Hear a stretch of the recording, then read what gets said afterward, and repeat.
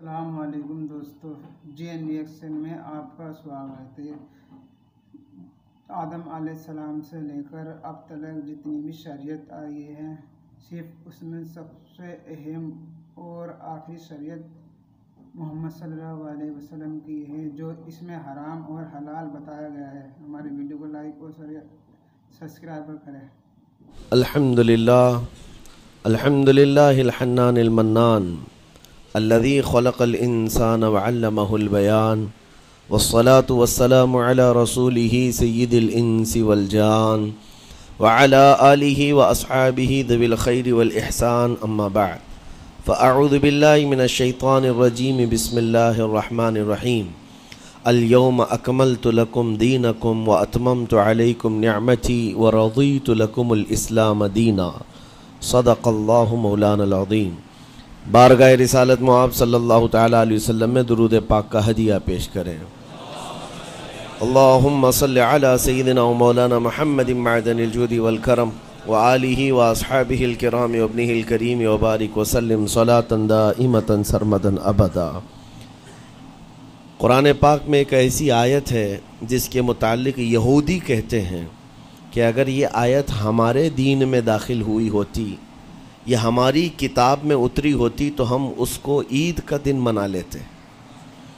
یہودی یہ کہتے ہیں اس آیت کا نزول اگر ہماری کتابوں میں ہوا ہوتا تو جس دن یہ آیت اتری اس دن کو ہم عید کا دن منا لیتے۔ وہ آیت کون سی ہے؟ وہی میں نے آج آپ کے سامنے تلاوت کی ہے۔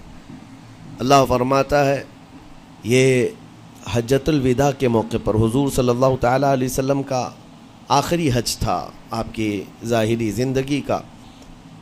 اس دن یہ آیت نازل ہوئی تھی اور حضور اکرم صلی اللہ تعالیٰ علیہ وسلم نے اپنا حج مکمل کر کے ارشاد بھی فرمایا تھا کہ آج کے بعد ہو سکتا ہے کہ میں اس جگہ پر تم سے دوبارہ ملاقات نہ کروں۔ اور وہ آخری حج کہا جاتا ہے اور آخری خطبہ بھی حضور کا خطبۃ الوداع جس کو کہتے ہیں مشہور ہے۔ اس وقت یہ آیت اتری تھی۔ آیت کا معنی پہلے سن لیں، ترجمہ۔ رب تعالیٰ فرماتا ہے، الیوم اکملت لکم دینکم واتممت علیکم نعمتی، آج کے دن میں نے تمہارا دین مکمل کر دیا اور میری نعمتیں پوری اتار دیں۔ ورضیت لکم الاسلام دینا، اور تم کو اسلام دے کر میں راضی ہوا۔ یہ آیت ہے۔ کسی بھی دین کے بارے میں یہ دعویٰ نہیں ہے کہ وہ پورا کمپلیٹ ہے سوائے اسلام کے۔ پہلے جتنے دین آتے رہے، بعد میں اور اس میں شوشہ تھا کہ آخری نبی آنے والے ہیں، شریعت پھر بدلے گی۔ موسیٰ علیہ السلام کا زمانہ آیا، ان کی شریعت تھی، پھر اس کے بعد زمانہ تبدیل ہوا، عیسیٰ علیہ السلام کا دور آیا، شریعت بدلی ہے۔ عقیدہ نہیں بدلتا، شریعت یہ لا کو کہتے ہیں، قانون، قوانین بدلے جاتے رہے۔ آدم علیہ السلام کی شریعت میں الگ قوانین تھے، نوح علیہ السلام کی شریعت میں قانون الگ تھے، بدلتی گئی شریعتیں، لیکن آ کر سٹاپ ہو گئی حضور پاک صلی اللہ علیہ وسلم کے اس دین پر۔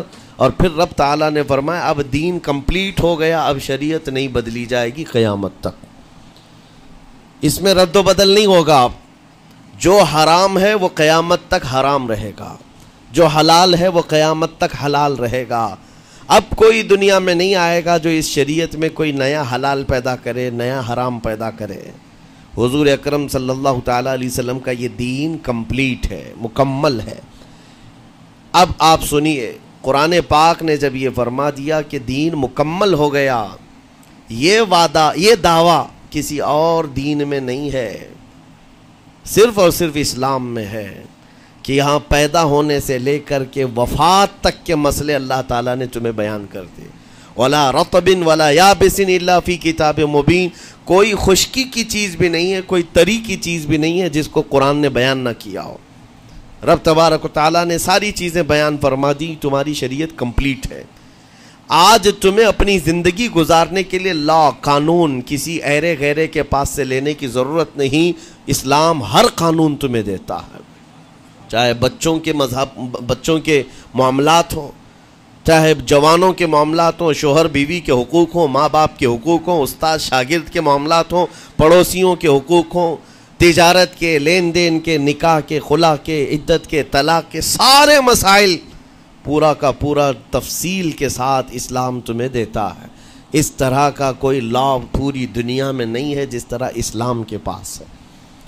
ظاہر سی بات ہے جب اسلام کے پاس اتنا بڑا مکمل نظام ہوگا تب تو پھر یہ ٹارگٹ نمبر 1 پوری دنیا میں ہوگا ہی ہوگا۔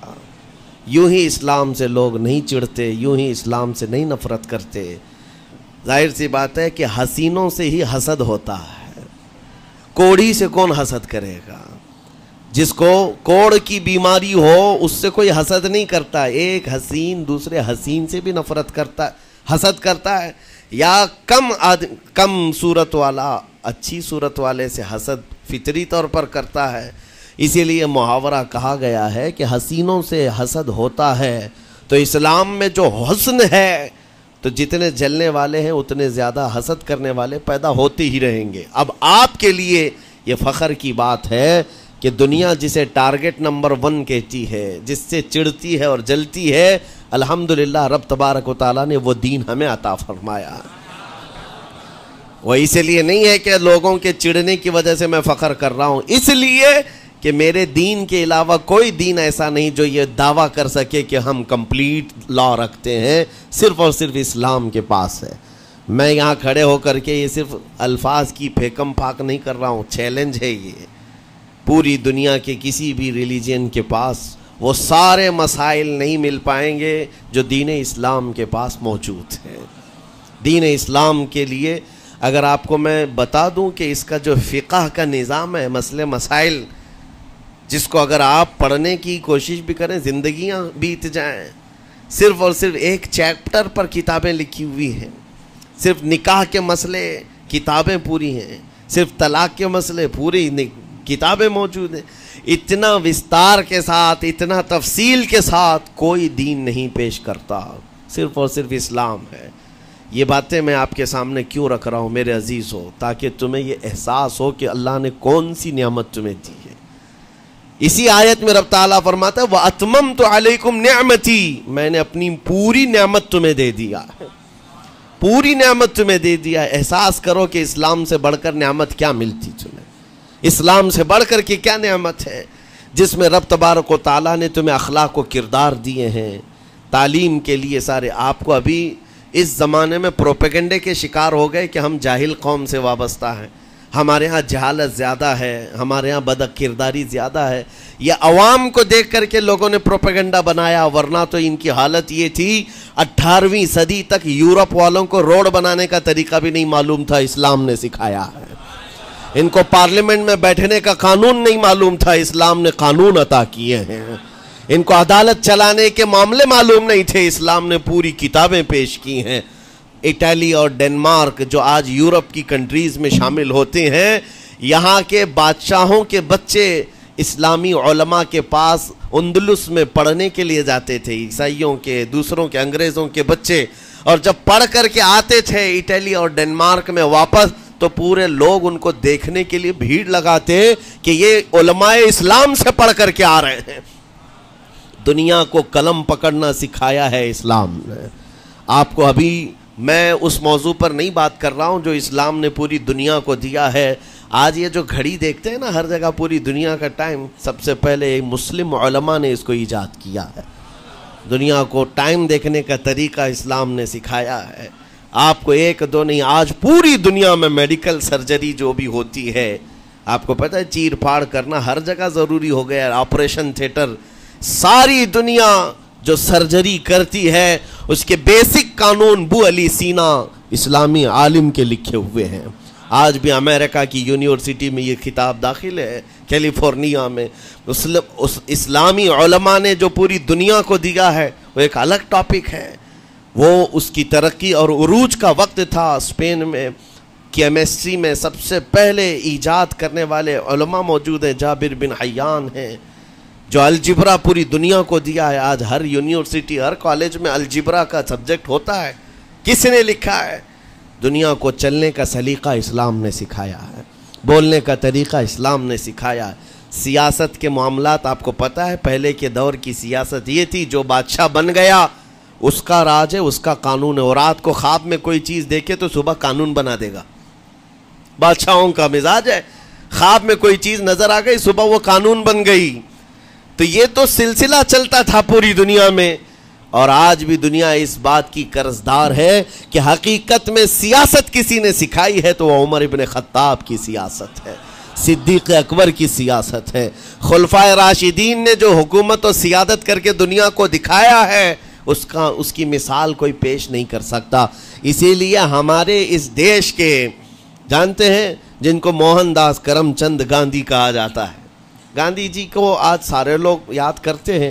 گاندھی نے یہ کہا ہے اپنے دور کے حکومت چلانے والوں کو مثال اگر کوئی دے سکتا ہوں تو ابو بکر اور عمر کی دے سکتا ہوں، کیونکہ یہ کالپنائیں نہیں ہیں، یہ خیالی نہیں ہیں، یہ فیلڈ میں اترے ہوئے لوگ ہیں. وہ صدیق اکبر اسلام نے دیا ہے جس نے پوری دنیا کو فاقہ کشی میں خود رہ کر کے لوگوں کی بھوک مٹانے کا سلیقہ عطا کیا ہے. اس عمر ابن خطاب کو اسلام نے دنیا میں پیش کیا ہے جس عمر فاروق کا حال یہ ہے پورا مدینہ رات کو سوتا ہے اور یہ خلیفہ وقت گلیوں میں گشت کر رہا ہوتا ہے کہ کوئی بھوکا نہ سو رہا ہو. آپ کو پتہ ہے وہ عمر ابن خطاب رات کے وقت گزرتے ہوئے ایک گھر کے قریب سے جا رہے ہیں تو دیکھا ایک مرد باہر بیٹھا ہوا ہے، اندر سے رونے کی آواز آ رہی ہے. اس کے مرد سے پوچھا آپ نے، وہ نہیں پہچانتا تھا، آپ کبھی حجاب ڈالتے کبھی پردہ ڈالتے اور رات کو گلیوں میں مدینے کے گشت کر رہے ہوتے. اس مرد سے پوچھا کیا معاملہ ہے؟ کہا کہ میری بیوی کے بچے کی ولادت کا وقت قریب آ گیا ہے، درد ذہ میں مبتلا ہے اور گھر میں کوئی نہیں ہے، تکلیف ہے. جانتے ہو حضرت عمر فاروق رضی اللہ تعالیٰ عنہ اپنے گھر سے اپنی بیوی کو، اپنی بیٹی کو، اپنی بہو کو بلوایا اور کہا جاؤ یہاں پر گھر میں بچے کی ولادت ہونے والی ہے، اس کی تیمارداری کرو. صبح تک خلیفۃ المسلمین کے گھر کی عورتیں ایک غریب کے گھر کی عورت کی تیمارداری کر رہی ہیں. جب بچے کے ولادت کی آواز آئی سب سے پہلے مبارکبادی دینے والے عمر ابن خطاب ہیں. اس سے کہتے بھائی تمہیں مبارک ہو، اللہ نے بیٹا عطا فرمایا. وہ خوش و خرم ہے کہ میرا کوئی رشتہ دار نہیں ہے، اجنبی رات کو آیا ہے اور مجھے مبارکبادی بھی دیا، میرے گھر کے سارے کام کاج بھی اٹھا لیا اور اپنی پیٹھ پر گھر سے بوریا لا کر کے آٹے اور راشن کا اس گھر میں پہنچایا اور کہا خوش و خرم رہو، اللہ نے تمہارے گھر میں برکت دی ہے. صبح اٹھ کر کے وہ لوگوں کو بتا رہا ہے اللہ نے رات کو ایک عجیب فرشتہ بھیجا، میرے گھر میں اکیلی عورت تھی، درد ذہ میں مبتلا تھی، 3 عورتیں بھی آئی اور ایک مرد بھی آیا، رات بھر میرے ساتھ بیٹھا رہا، مجھے کھلایا پلایا بھی، میرے گھر کی تیمارداری بھی کر کے گیا. لوگوں نے کہا جانتے ہو کون تھا؟ وہ عمر ابن خطاب امیر المومنین تھے. دنیا کو یہ سیاست کا سلیقہ دینے والا اسلام کا وہ عظیم سپہ سالار ہے. آج بھی آپ کو میں بتاؤں اٹلی میں اور ڈنمارک میں اور کچھ کنٹریز میں ایک دن منانے کا پرستاؤ پیش کیا جا رہا ہے. یہ نہیں کہہ رہا ہوں ریچرڈ کا یا ریمونڈ کا، کوئی جو بڑے بڑے ان کے سپہ سالار ہیں ان کا ایک دن منایا جائے گا جن کو مطلب کوئی بہت بڑا نوبل پرائز ملا ہو. میں یورپین کنٹریز کی بات کر رہا ہوں جہاں وہ اپنے بادشاہوں کے پیدائش کا دن یا ان کے کسی اینیورسری کو منانے کا پرستاؤ نہیں پیش کر رہے، بلکہ یورپ کی یہ 2 کنٹریاں ہیں جو یہ پرستاؤ پیش کر رہی ہیں کہ سال میں ایک دن ایسا منایا جائے جس کا نام صلاح الدین ایوبی ڈے ہونا چاہیے. یہ ہم نہیں کہہ رہے ہیں، دنیا آج بھی اس بات کو تسلیم کرتی ہے. صلاح الدین جیسا جرنیل دیکھا نہیں ہے. عزیزان گرامی وقار یہ چند مثالیں میں آپ کے سامنے رکھا اور اس کے بعد پھر میں تمہیں جھنجھوڑ کر پوچھتا ہوں اپنے دل پر ہاتھ رکھ کر کے بتاؤ اسلام سے اچھا کوئی راستہ ہے؟ قرآن یہی کہتا ہے وَمَن يَبْتَغِ غَيْرَ الْإِسْلَامِ دِينًا فَلَن يُقْبَلَ مِنْهُ، جو اسلام کے علاوہ دوسرا راستہ لے کر کے آئے گا قیامت کے دن اس کا کوئی قبول نہیں کیا جائے گا، نہیں قبول کیا جائے گا، بلکہ وہ سب سے بڑے گھاٹے میں ہوگا، آخرت کے دن خسارہ اٹھانے والوں میں ہوگا. آج تمہارے پاس وہ عقل سلیم اللہ تعالیٰ نے دیا جس کو تھوڑی بہت شدھ بدھ ہونا، عقل کا استعمال کرتا ہو، وہ بھی اسلام کے متعلق سوچے گا کہ میرے دین میں اتنی اچھائیاں ہیں، آج تک رب تعالیٰ نے مجھے یہ پیشانی کسی کے سامنے جھکنے نہیں دیا. کہیں جھکاتے ہو؟ ارے کھانا کھاتے ہیں، کھانا تو روزانہ ضروری ہے، اور رزق کے معاملے میں تو لوگ ایسے دنیا کہتی ہے پیٹ پوجا، ہم پیٹ پوجا نہیں کہتے. کھانے کے لیے بعض لوگ کہتے ہیں نا پہلے پیٹ پوجا ہو جائے، پوجا کا لفظ ہی ہم استعمال نہیں کرتے. کھانا برتن میں رکھا ہوا ہے، آپ کے گھر میں کھانا لا کر کے دیا جاتا ہے، تو کیا آپ سر جھکا کر چاٹ کے کھاتے ہیں یا لقمے اٹھا کر ہاتھ سے کھاتے ہیں؟ ہاتھ سے کھاتے ہیں. باقی جانوروں کو دیکھو، بکری کھاتی ہے منہ جھکا کر کھاتی ہے، بیل بھینس وغیرہ سب سر جھکا کر کے کھاتے ہیں، رزق کو چاٹ کے کھاتے ہیں. ان کا سر جھک جاتا ہے، لیکن تمہارے سر کو رب نے اتنا محترم رکھا کہ روز جو تمہیں رزق کی ضرورت ہے اس کے سامنے بھی مت جھکاؤ. سر جھکانا ہے تو رزق کے سامنے نہیں، رزاق کے سامنے جھکایا جائے. تمہاری پیشانی کو محترم رکھا گیا ہے کہ تم جھکو گے تو کس کے سامنے؟ صرف رزاق جو ہمارا پالنہار حقیقی ہے.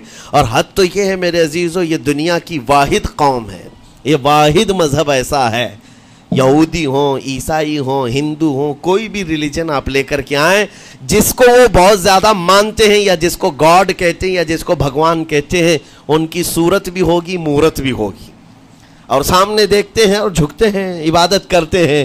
لیکن تنہا مسلمان ایسے ہیں، کروڑوں مسجدیں ہوں گی، کہیں خدا کی کوئی تصویر دیکھا ہے؟ کہیں مسجدوں میں خدا کا کوئی مورت یا صورت بنائی ہوئی دیکھا ہے؟ نہیں ہے. یہ واحد قوم ہے جو بن دیکھے مولا کی بارگاہ میں سجدے میں جھک جاتی ہے. صرف بات اتنی ہے کہ ان کو یہ کہنا پڑے گا، اگر میں کہوں میرے نام پر آ جاؤ جھک جاؤ، نہیں، کوئی نہیں جھکائے گا. ہاں یہ کہنا پڑے گا امام کو بھی، اللہ اکبر، اللہ سب سے بڑا ہے. پھر کوئی پیچھے کھڑا ہوا یہ نہیں پوچھتا کہ کس نے کہا، کون پکار رہا ہے، پیشانی لے جا کر زمین پر لگا دیتے. کیوں؟ ہماری پیشانی خالص اللہ کے لیے ہے. میرے عزیزو، یہ وہ پرائیورٹیز ہیں اور یہ اسپیشلٹی ہے آپ کے اس کمیونٹی کی، جس کو مجھے آپ کے سامنے رکھنا ہے. اتنی سارے اچھے گلشن کو چھوڑ کر اگر کوئی بربادی کی طرف جائے تو پھر سوائے بدنصیبی کے کیا ہے اس کے پاس؟ جس کو اللہ تبارک و تعالی وعدے کیا ہو کہ تم اپنی جان اور اپنے مال کے بدلے مجھ سے جنت خرید لو، جہاں پر سارے اخلاق و کردار اور دنیا کی سب سے اعلیٰ اخلاق تمہیں سکھانے کے دعوے کیے گئے ہوں، وہ چھوڑ کر کے اگر دنیا کہیں اور جائے تو پھر تمہاری یہ ہرما نصیبی ہے. ایک بات میں آپ کو بتاؤں، سکسیس کس کو کہتے ہیں؟ کامیابی. اور ہر کوئی یہ کہتا ہے کہ مجھے سکسیس کی طرف سفر کرنا ہے. 10ویں پاس نوجوان کو بھی پوچھیں کہ کوئی بھی کورس کر رہا ہے، آگے جا رہا ہے، کیوں جا رہا ہے؟ کچھ سکسیسفل لائف گزارنا ہے، کامیاب زندگی گزارنا ہے، اس کے لیے دروازے کھٹکھٹا رہا ہے. تمہیں پتہ ہے ان مسجدوں کے میناروں سے جو آواز گونجتی ہے اذان کی، اس میں ایک لفظ آتا ہے، سارے لفظ تو آپ کو یاد ہوں گے، اللہ اکبر بھی کہا جاتا ہے، اشہد ان لا الہ الا اللہ بھی، اشہد ان محمد رسول اللہ بھی ہے. اس کے بعد ایک لفظ پکارتا ہے مؤذن، حی علی الصلاۃ. حی علی الصلاۃ کا مطلب ہوتا ہے آؤ نماز کی طرف، آؤ نماز کی طرف. اس کے بعد ایک اور لفظ پکارتا ہے حی علی الفلاح، جس کا معنی معلوم ہے آپ کو؟ مؤذن یہ کہتا ہے آؤ کامیابی کی طرف، آؤ کامیابی کی طرف. ٹوٹل یہ دن میں 10 بار مؤذن پکارتا ہے، فجر میں 2 بار، ظہر میں 2 بار، عصر میں 2 بار، مغرب میں 2 بار، عشاء میں 2 بار. کتنی مرتبہ پکارا؟ 10 بار پکارا تمہیں، آؤ کامیابی کی طرف. لیکن ایک بات یاد رکھو، یہ پکارنے والے مؤذن کی حالت مت دیکھو کہ یہ پکار رہا ہے، بلکہ یہ رحمان کی صدا ہے، یہ اللہ کی صدا ہے جو تمہیں بلا رہا ہے. یہ تو اپنی آواز اور اپنے الفاظ سے ترجمانی کر رہا ہے اور تمہیں اللہ کی صدا تمہارے تک منتقل کر رہا ہے، لیکن حقیقت میں بلانے والا کون ہے؟ اللہ ہے. مسجدوں میں بلانے والا کون ہے؟ اللہ ہے. اللہ کی صدا پر آپ آ رہے ہو. اب سوچو، جو رحمان تمہیں 10 مرتبہ دن میں یہ بات پہنچا رہا، آؤ کامیابی کی طرف، آؤ کامیابی کی طرف، تم اس چیز کو چھوڑ کر کے کامیابی ان لوگوں کے سامنے ڈھونڈنے نکلے جن کو پیشاب کرنے کا سلیقہ نہیں معلوم، جن کو کھانے پینے کے طور طریقے نہیں معلوم. ان لوگوں کے پاس ہمارے بچے اگر کامیابی ڈھونڈیں گے تو بات یہی ہے، ٹوپی کو سر پر پہنو تو اچھا لگے گا، لیکن دوسری جگہ پہننے لگے تو بیوقوف کہیں گے، ظلم کر رہے ہو ٹوپی کے ساتھ. اسی طرح میں کہتا ہوں مسلمان کو، اللہ کی بارگاہ میں آ جانا سب سے بڑی کامیابی ہے، اور اگر دوسروں کے ہاں در در بھٹکتا ہے تو گویا کہ اس نے اپنی حیثیت کو ہی گرا دیا ہے۔ اسی لیے اقبال نے کیا کہا تھا، بہت اچھی بات، کہ وہ ایک سجدہ جسے تو گراں سمجھتا ہے، گراں کا مطلب کیا؟ بھاری۔ ایک سجدہ کرنے میں تو بھاری پن محسوس کرتا ہے، وہ ایک سجدہ جسے تو گراں سمجھتا ہے، ارے 1000 سجدوں سے دیتا ہے آدمی کو نجات۔ در در جھکنے سے تو تمہیں بچا لیتا ہے۔ اس کے سامنے بھی جھکا، نیتا کے سامنے بھی جھکا، سیٹھ کے سامنے بھی جھکا، پولیس کے سامنے بھی جھکا، جج کے سامنے بھی جھکا، سب کے سامنے جھک رہا ہے۔ ایک سجدہ یہاں کر لے، مولا ہر سجدے سے تجھے آزاد کرتے۔ یہاں جھکنے والا پھر کہیں اور نہیں جھکتا۔ ہاں اسی لیے شاعر نے کہا ہے، مرد حق باطل کے آگے مات کھا سکتا نہیں، سر کٹا سکتا ہے لیکن سر جھکا سکتا نہیں۔ یہ ہماری تاریخ ہے جو آپ کے سامنے ہے۔ آپ کو پراؤڈ فیل ہونا چاہیے کہ رب تعالیٰ نے مجھے کون سی بڑی نعمت عطا کی، اتنی عظیم نعمت ہے۔ ایک واقعے کے ساتھ میں اپنی گفتگو کو آپ کے اندر ڈالنے کی کوشش کرتا ہوں۔ حضور پاک صلی اللہ تعالیٰ علیہ وسلم کے دین کی حلاوت اور چاشنی کس کو ملے گی؟ پتہ ہے 3 چیزیں۔ جو ایمان کی لذت جس کو ملتی ہے وہ پھر دوسری جگہ نہیں منہ مارتا، ادھر ادھر نہیں دیکھتا کہ کہاں کامیابی ہے، کہاں سکسیسفل ہے، بلکہ جس کو ایمان کی لذت ملی ہے وہ یہ سوچتا ہے کامیابی میرے نبی کے قدموں میں ہے، مجھے جو ملنا ہے وہ یہیں سے ملنا ہے۔ بریلی کے امام کہتے تھے، یا رسول اللہ خلق کے حاکم ہو تم، رزق کے قاسم ہو تم، جو ملا تم سے ملا تم پہ کروڑوں درود، اور تم ہو حفیظ و مغیث، یا رسول اللہ تم ہو حفیظ و مغیث، کیا ہے وہ دشمن خبیث، تم ہو تو پھر خوف کیا، تم پہ کروڑوں درود۔ یہ ایمان کی لذت جسے مل جاتی ہے وہ کامیابی حضور کے قدموں میں ہی دیکھتا ہے، پھر اسے ادھر ادھر کی چیزیں نہیں پریشان کرتی۔ یمن کا ایک قبیلہ تھا بنو کلب، اس قبیلے کے ایک شخص تھے حارثہ نام، ان کی بیوی سعدہ۔ ایک چھوٹا سا واقعہ بتا رہا ہوں۔ حارثہ اور سعدہ چھوٹا سا خاندان تھا، 3 بچے تھے۔ حارثہ کے بیٹوں میں ایک بیٹے کا نام ہے زید، نام یاد رکھیں، بہت امپورٹنٹ نام میں ذکر کر رہا ہوں۔ ایک ہی نام ایسا ہے جو قرآن میں آیا ہوا ہے، وہ زید۔ یہ حارثہ کے بیٹے زید ہے، بیوی سعدہ ہے۔ یہ حارثہ اور سعدہ 3 بچوں کے ماں باپ تھے، ہنسی خوشی زندگی گزار رہے تھے۔ سعدہ ایک دن اپنے بچوں کو لے کر اپنے میکے جا رہی تھی، راستے میں ڈاکوؤں کا حملہ ہو گیا، مال سب چھین لیا قافلے کا، اور اتفاق ایسا کہ یہ 8 سال کے جو زید تھے ان کو بھی ڈاکوؤں نے چھین لیا۔ ایک ماں سے اس کا 8 سالہ بڑا بیٹا چھین لیا جائے تو ماں کی کیفیت کیا ہوتی؟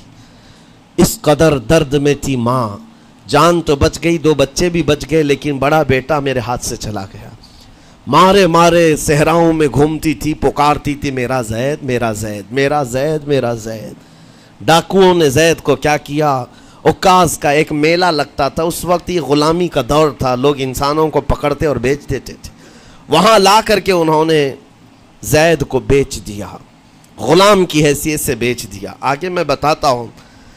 یہاں سعدہ کا حال بے حال تھا، واپس گھر آئی تو باپ اپنے شوہر سے کہا، اور شوہر کا حال تو ایسا تھا کہ وہ زید کو اپنے آنکھوں کا نور، اپنے آنکھوں کا سرور سمجھتا، اور اس قدر پیار و محبت والا باپ مارے مارے گھومتا رہا گلیوں میں، اور ان کا لکھا ہوا ایک اشعار کا منظوم ترانہ ہے جو اپنے بیٹے کی جدائی میں لکھا۔ اپنے تو اپنے دشمن بھی وہ ترانہ سنتے تو رو پڑتے تھے۔ ایک باپ کا درد اپنے بیٹے کی جدائی میں، بہت روتے تھے، بہت۔ ماں بھی دن رات روتی، باپ بھی پہاڑوں پر چڑھ جاتے اور وہاں سے صدا لگاتے، اے آسمان اگر تو نے زید کو دیکھا ہے تو میرے حوالے کر دے، زمین کے چپے کہیں اگر زید میرا زندہ ہے تو مجھے وہاں تک لے چل۔ یہ اشعار میں گنگناتے تھے، روتے تھے۔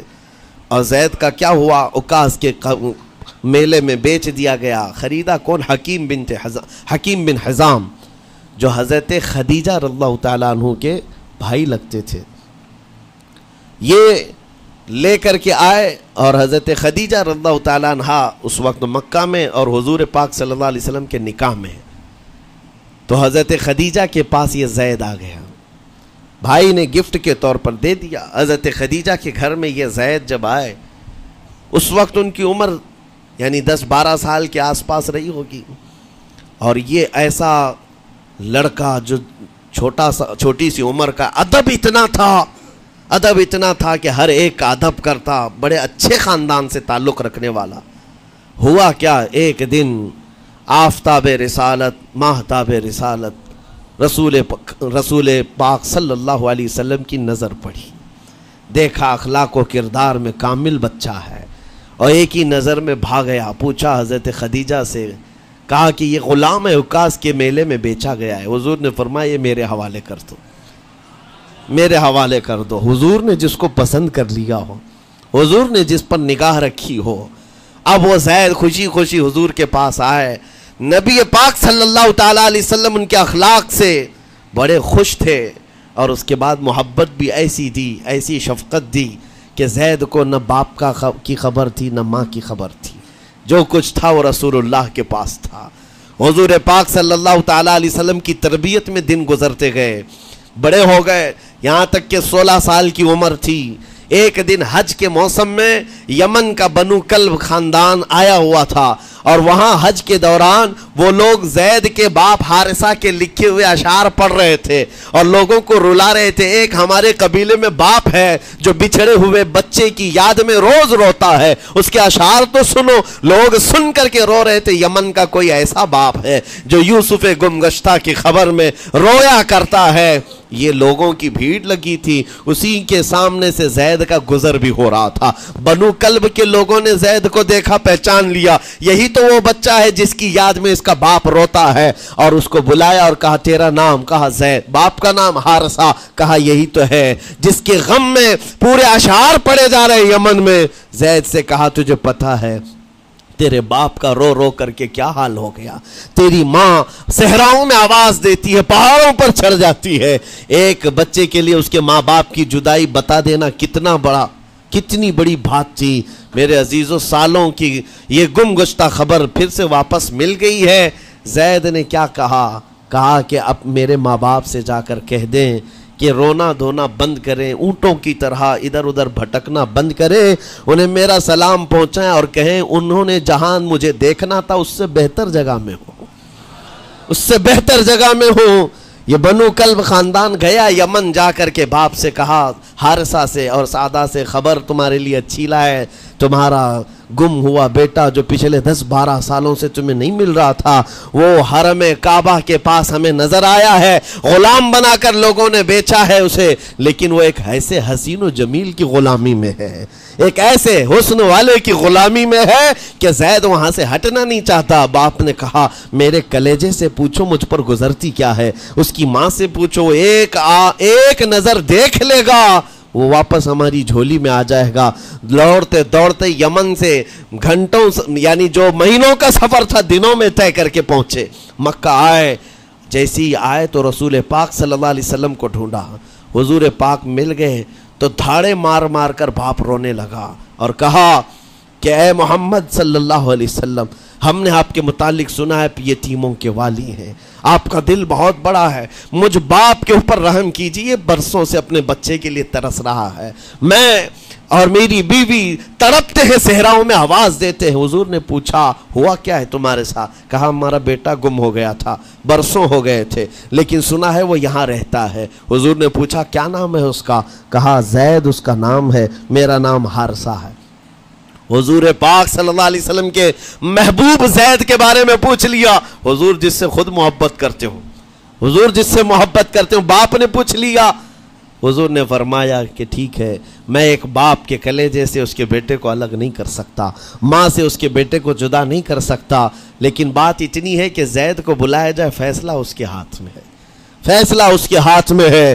میں زید کو بلاتا ہوں۔ غلام تھے اس وقت، حضرت زید کو بلایا گیا اور اس وقت بھری جوانی والا زید ہے۔ جیسی ہی آئے پہلی نظر باپ کو دیکھا، ماں کو دیکھا، ماں باپ تو چیخ پڑے ہمارا زید مل گیا، ہمارا زید مل گیا۔ لیکن کمال کی بات میں دیکھتا ہوں ایسی دیوانگی پوری دنیا میں نہیں ہے۔ زید نے دیکھا اپنے ماں اور باپ کو، لیکن اسی وقت اپنی آنکھیں جھکا لی اور حضور کی طرف کر لیا۔ کہا نا، ادھر پہلے حضور پاک صلی اللہ علیہ وسلم کی طرف حضور نے دیکھا کہ زید ماں باپ کی طرف دیکھ نہیں رہے ہو، جو رو رو کر کے برا حال کر چکے ہو. حضور نے زید سے کہا پہچانتے ہو؟ کہا ہاں حضور یہ میرے باپ ہیں اور یہ میری ماں ہے، یہ میرے چچا ہیں. حضور نے فرمایا پھر ملتے کیوں نہیں ہو؟ کہا سرکار اگر اجازت ہو تو ملوں گا، برسوں کا بچھڑا ہوا جوان ہے، آپ اجازت دو تو میں ملوں گا. نبی پاک صلی اللہ علیہ وسلم نے فرمایا جاؤ تمہیں اجازت ہے. جیسی گئے اس منظر کو جو بیان کیا گیا ہے میرے عزیزوں، ہم پڑھتے ہیں تو آنکھیں بھیگ جاتی ہیں. ماں لپٹ کر کے اپنے بچے کو ہر جگہ چوم رہی ہو، باپ سینے سے لگا کر کے دھاڑے مار کر رو رہا ہو. پہلے تو غش کھا کر گر گیا تھا، پھر افاقہ ہوا، یہ دردناک منظر تھا. اس کے بعد زید بن حارثہ کو کیوں نہ تکلیف ہو، غم کیوں نہ ہو، ماں باپ بچھڑے ہوئے اتنے سالوں کے بعد دیکھنے کو ملے، دل پر کیا بیت رہی ہوگی. میری ماں وہی جو مجھے خشکیوں میں پالا کرتی، تریوں میں پالا کرتی، میرا باپ وہی جو خون پسینے کی کمائی سے مجھے کھلایا تھا، آج آ گیا ہے. حضور پاک صلی اللہ علیہ وسلم نے کہا زید یہ جو جذباتی منظر ہے اس کو ختم کر کے اب اعلان کر دو کہ تمہاری ماں آئی ہے تمہیں یمن سے لینے کے لیے، تمہارا باپ آیا ہے، تمہارا چچا آیا ہے تمہیں یمن سے لینے کے لیے. میں نے فیصلہ تمہارے حوالے کر دیا ہے، میں اپنے غلامی سے تم کو آزاد کر دیتا ہوں. تم بغیر کوئی فدیہ لیے ہوئے، بغیر کوئی پیسہ لیے ہوئے، اس وقت اپنے غلام کو کوئی چھوڑتا نہیں تھا، لیکن تمہاری ماں کا درد دیکھا نہیں جا رہا، میں آزاد کر دوں گا بغیر کسی فدیہ کے، تو اپنی ماں اور اپنے باپ کے پاس جا سکتا ہے. اتنا حضور کا فرمان، آزاد کر دینا مکہ میں آسان نہیں تھا. بیٹے کو آزاد کیا حضور پاک صلی اللہ علیہ وسلم نے، تب جانتے ہو وہ کمال کا بیٹا ہے زید بن حارثہ. اسی وقت اپنی ماں کو دیکھتے ہیں، باپ کو دیکھتے ہیں، چچا کو دیکھتے ہیں، اور اس کے بعد مکہ والے یہ منظر دیکھنے کے لیے جمع تھے. مخاطب ہو کر کے کہتے ہیں اے سارے مکہ والوں گواہ ہو جاؤ، میں اپنی زندگی حضور محمد مصطفیٰ کے لیے وقف کر دیا ہے، میں نے محمد عربی صلی اللہ علیہ وسلم کے لیے زندگی وقف کر دی ہے. نہ مجھے یمن جانا ہے، نہ مجھے بنو کلب جانا ہے. ماں اور باپ دیکھتے رہ گئے. باپ نے پوچھا زید آزاد کیا گیا ہے اور آزادی کی زندگی کو چھوڑ کر تو غلامی کی زندگی کو قبول کر رہا ہے؟ زید بن حارثہ نے اس وقت تاریخی جملہ کہا تھا، کہا بابا آپ نے جتنی شفقت کی ہوگی یا 1000 ماں باپ مل کر اپنے بیٹوں پر جتنی شفقت نہیں کیے ہوں گے اس سے زیادہ شفقت محمد الرسول اللہ نے کیا ہے. میں 1000 آزادیوں پر اس ایک غلامی کو، میں 1000 آزادیوں کو قربان کرتا ہوں اس ایک غلامی پر، میرے لیے زندگی بھر یہ غلامی کافی ہے. اتنا کہا تھا میرے آقا صلی اللہ علیہ وسلم نے اپنے باہوں کو پھیلا دیا، سینے سے لگایا اور زید بن حارثہ کو لے کر خانہ کعبہ کے پاس آئے. میرے عزیزوں ان کا حال بھی ایسا ہے کہ اگر کوئی ٹوٹ کر چاہتا ہے تو یہ نہیں ہے کہ تو چاہ رہا ہے، بلکہ ان کا حال یہ ہے اتنا دیا سرکار نے مجھ کو جتنی میری اوقات نہیں، یہ تو ان کا کرم ہے، ورنہ مجھ میں تو ایسی بات نہیں. آتا ہے فقیروں پہ انہیں پیار کچھ ایسا، خود بھیک دے اور خود کہے منگتے کا بھلا ہو.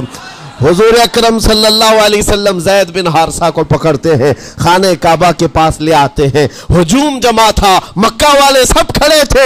تب نبی پاک صلی اللہ علیہ وسلم اعلان کر کے کہتے ہیں اے مکہ والوں سن لو، آج سے زید کو میں نے آزاد کیا ہے، اور صرف آزاد نہیں، آج سے یہ میرا وارث ہے اور میں اس کا وارث ہوں، یہ میرا بیٹا ہے. حضور نے تنہا ایک ہی صحابی کے لیے کہا یہ میرا بیٹا ہے. اور اس کے بعد زید بن حارثہ کو لوگ جو مکہ میں پکارتے تھے زید بن محمد کہتے تھے. محمد کا بیٹا زید رسول پاک صلی اللہ علیہ وسلم کے بیٹا ہونے کا شرف پایا ہے. میرے عزیزوں یہ جنہوں نے حضور صلی اللہ تعالیٰ علیہ وسلم کے دربار کا ایک بار مزہ چکھ لیا تو وہ پھر یوں ہی کہتا ہے پھر کے گلی گلی تباہ، ٹھوکریں سب کی کھائی کیوں، دل کو جو عقل دے خدا تیری گلی سے جائے کیوں. حضور پاک کی گلی میں جو ایک بار مزہ لے لے وہ پھر دنیا کی ٹھوکریں نہیں کھاتا. اسی لیے آج تم سب کے لیے میرے عزیزو ایک ہی فرمان میرے آقا صلی اللہ تعالیٰ علیہ وسلم کا سنا کر رخصت ہوتا ہوں. ایمان کی حلاوت اس کو ملتی ہے جو اپنی زندگی میں سب سے زیادہ اللہ اور اس کے رسول سے محبت کرتا ہے، اللہ اس کے رسول سے محبت کرتا ہے. اور دوسری چیز یہ بھی ہے कुफ्र में जाने को ऐसा नापसंद करता हो जैसे आग में हाथ डालने को नापसंद करता है। कुफ्फार और मुशरिकीन के मेले आज लग रहे होंगे, लेकिन तुम्हारा इम्तिहान होगा। 31st नाइट आने वाली है, ये आजमाइश की रात है। लोगों को देखा जाएगा कि तुम कौन सी अय्याशियों में जाओगे। तुम उस रात को क्या दुनियादारों को देखकर उनके पीछे भाग जाओगे। एक बात याद रखो, शेरों को जिस काम के लिए पैदा किया गया उसी काम पे रहना चाहिए, और शेर अगर अपना काम भूल जाता है तो कुत्ते उसके ऊपर लग जाते हैं। तुम्हारा काम कुत्तों की तरह भौंकना नहीं है, तुम्हारा काम शेरों की तरह दहाड़ना है। मेरे अजीज, मोहम्मद अरबी सल्लल्लाहु अलैहि वसल्लम के वो शेर जो गटर और नाली के लिए नहीं पैदा किए गए, आला अखलाक और किरदार के लिए पैदा किए। तुम उम्मत मोहम्मदिया खैर उम्मत हो, शराब पीने के लिए नहीं, जुआ खेलने के लिए नहीं, ताश के पत्तों पर माल उड़ाने के लिए नहीं, गलत निगाहों को फैलाने के लिए नहीं, आवारा गर्दी के लिए नहीं पैदा किए गए। तुम्हारी निस्बत रसूलुल्लाह से है। इतनी बात याद रखो, अल्लाह ने मुझे खैर उम्मत कहा है। मेरी आंखें उठ रही हैं तो फरिश्ते भी देख रहे हैं, रब ताला देख रहा है। मेरे चलने फिरने को रब तबारक व ताला उसके इल्म से कोई एक अदा भी मेरी बेखबर नहीं है, गाफिल नहीं है। इसलिए अजीज़ा ने गिरामी वक़ार, तुम्हारे इस आने वाले नए साल की कैसे आप ओपनिंग करते हो, कैसे उसकी इब्तिदा करते हो, ये तुम्हारे हाथ में है। गुनाहों की लज्जत के साथ अपनी ज़िंदगी का एक नया साल शुरू कर रहे हो, या फिर रब तबारक व ताला की तस्बीह व तहलील और मुस्तफ़ा करीम के कदमों में दुरूद भेजकर अपने नए साल की इब्तिदा करते हो।